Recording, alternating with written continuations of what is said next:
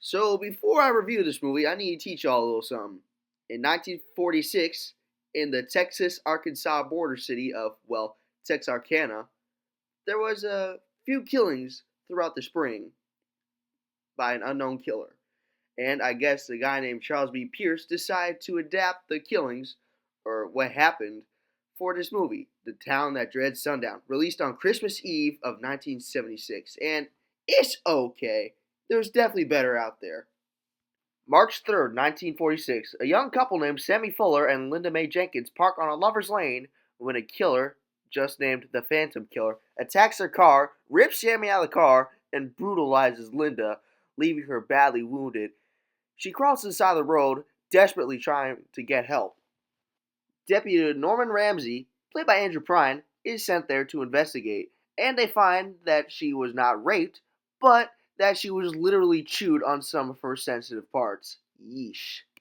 But compared to all but one of the incidents after, they had it lucky. 3 weeks later, Ramsey hears a few gunshots in the woods and goes to investigate. He finds one man lying in a ditch with a head injury and finds a lady tied up in a tree with a wound on her back. So they bring in Captain J.D. Morales from the other side of the border, played by Academy Award winner Ben Johnson, who's like, yo, we gotta check these things out. This is serious. And he advises that all teenagers should stay away from the lover's lane. Oh, and the director makes an appearance as a patrolman named A.C. Johnson, who's really only there for comic relief. Okay.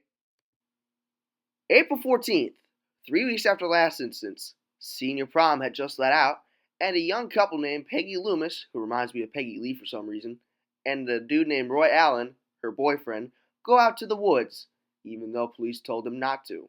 And surprise, surprise, the Phantom Killer comes out and brutalizes them both, killing Roy and tying Peggy up to a tree.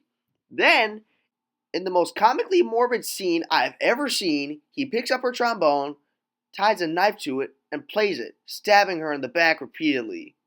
That's definitely something I'm never going to get out of my head for the rest of my life.